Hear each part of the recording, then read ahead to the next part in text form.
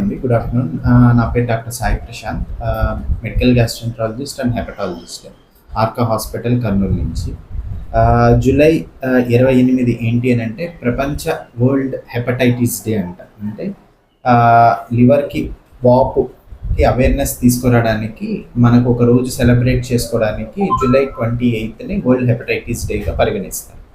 So దీని గురించి ఎందుకు తెలుసుకోవాలి డాక్టర్ గారు అనంటే నెంబర్ 1 లివర్ అనేది మన బాడీలో చాలా ముఖ్యమైన ఆర్గాన్. సో దానివల్ల చాలా బెనిఫిషియల్ పనులు జరుగుతుంటాయి. అంటే మనకి బాడీలో డీటాక్సిఫికేషన్ జరగాలన్నా, బాడీలో ఏదైనా ప్రోటీన్ ప్రొడ్యూస్ చేయాలన్నా, ఇమ్యూనిటీ మెయింటైన్ అవ్వాలన్నా, పసిరికల్ జాండీస్ రాకుండా చూసుకోవాలన్నా లివర్ పనితీరు బాగుంటేనే మనకి ఇబ్బందులు రాకుండా ఉంటాయి.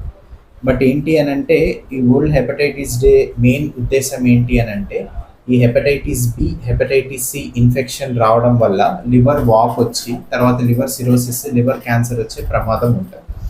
సో ప్రస్తుతానికైతే సుమారు మన ప్రపంచంలో 4 కోట్ల మంది హెపటైటిస్ బి నుంచి, 1.5 కోటి హెపటైటిస్ సి నుంచి సఫర్ అవుతున్నారు. సో ఇవన్నీ ఏంటంటే ప్రివెంటబుల్ డిసీజెస్. ఇప్పుడు హెపటైటిస్ బి వస్తే దానికి కొన్నిసార్లు లైఫ్ లాంగ్ టాబ్లెట్స్ వాడుకుంటూ ఉండాలి. అలా వాడుకోకపోతే యూజువల్గా లివర్ సిరోసిస్లోకి వెళ్ళి అక్కడి నుంచి లివర్ క్యాన్సర్ వల్ల చనిపోయే ప్రమాదం ఉంటుంది. ఆ హెపటైటిస్ సి కూడా అంతే, లివర్ సిరోసిస్, లివర్ క్యాన్సర్ వచ్చే ప్రమాదం ఉంటుంది. మరి దీన్ని ప్రివెంట్ చేసే మార్గాలు ఏమైనా ఉన్నాయంటే ఖచ్చితంగా ఉన్నాయి. సో అందరూ ఖచ్చితంగా హెపటైటిస్ బి వ్యాక్సినేషన్ ఖచ్చితంగా వేసుకోవాలి. 3 డోసులకి 0, 2, 6 అని 3 డోసులు లాగా వస్తాయి. హెపటైటిస్ బి వ్యాక్సినేషన్ ఖచ్చితంగా వేసుకోవాలి. సో ప్రాబ్లం ఎక్కడ వస్తుందంటే ఎప్పుడో ఎవరో ఒకటి వేసుకొని ఉంటారు, తర్వాత వేసుకోవాలా లేదా సార్ అని ఎలా తెలుసుకోవాలి అనుకుంటే యాంటీ హెచ్బిఎస్ టైటర్స్ అని ఒక టెస్ట్ వస్తుంది. ఆ టెస్ట్ చేసుకొని ఆ వైరస్ నుంచి మనకు ప్రొటెక్షన్ ఉందా లేదా ఆ టెస్ట్ ద్వారా తెలిసిపోతుంది. టెస్ట్ చేసుకొని తక్కువగా ఉన్నదంటే మళ్ళీ బూస్టర్ డోస్ వ్యాక్సిన్ వేసుకోవచ్చు. బట్ మ్యాండేటరీగా అందరూ హెపటైటిస్ బి వ్యాక్సినేషన్ వేసుకుంటే హెపటైటిస్ బి ఇన్ఫెక్షన్, ఈ దీర్ఘకాలిక లివర్ ఇన్ఫెక్షన్ నుంచి ప్రొటెక్షన్ అనేది ఉంటుంది. ఇంకొకటి హెపటైటిస్ సి ఏంటంటే దానికి ఇంకా వ్యాక్సినేషన్ అనేది ఇంకా ఎవరు కనుక్కోలేదు. దానికి కొన్ని జాగ్రత్తలు ఉంటాయి. So hepatitis B, hepatitis C నుంచి మనం జాగ్రత్తలు ఏం తీసుకోవాలి అనుకుంటే అనవసరంగా పచ్చబొట్లు వేయించుకోకపోవడం. ఒకవేళ వేయించుకున్న మంచి సెంటర్లో క్లీన్ అండ్ హైజీనిక్గా ఉన్న వాటిల్లో చేసుకోవాలి.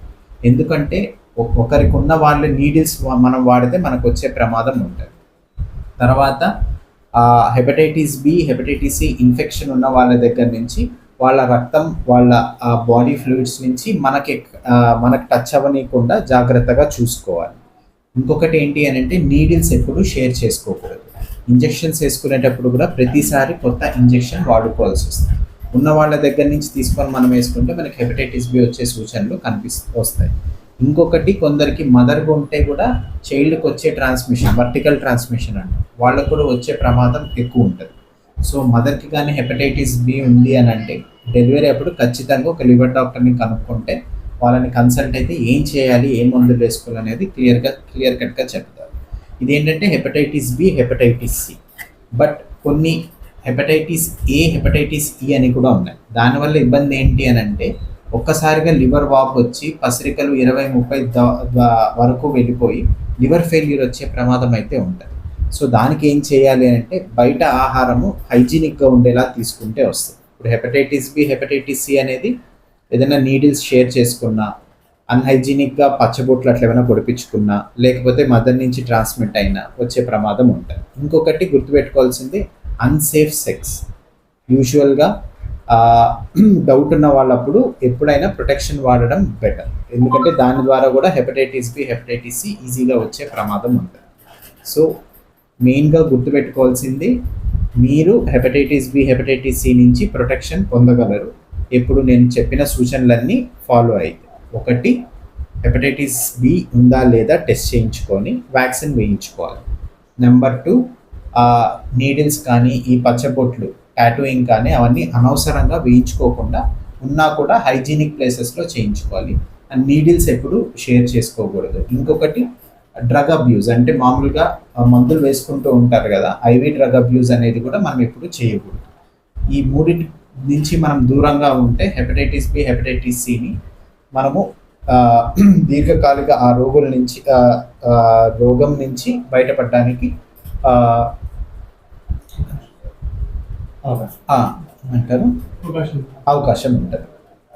సో ఇదొకటైతే హెపటైటిస్ అంటే ABCDE కాకుండా ఫ్యాటీ లివర్ వల్ల కూడా హెపటైటిస్ వస్తుంది. సో ఫ్యాటీ లివర్ ఉన్న వాళ్ళు కూడా అలాగే నెగ్లెక్ట్ చేస్తే మ్యాష్ అనే రకమైన హెపటైటిస్ వస్తుంది.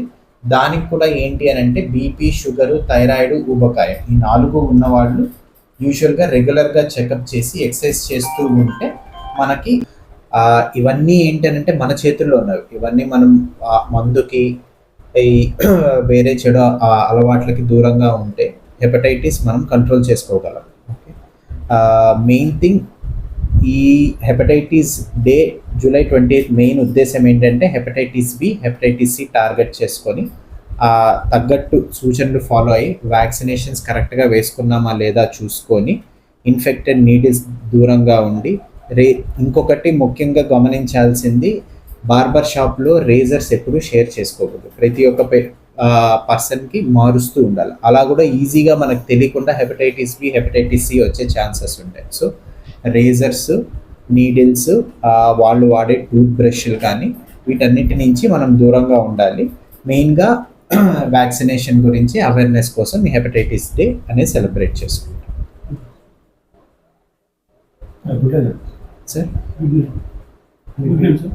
నా పేరు doctor Sai Prashanth, medical gastroenterologist and hepatologist, Arka hospital.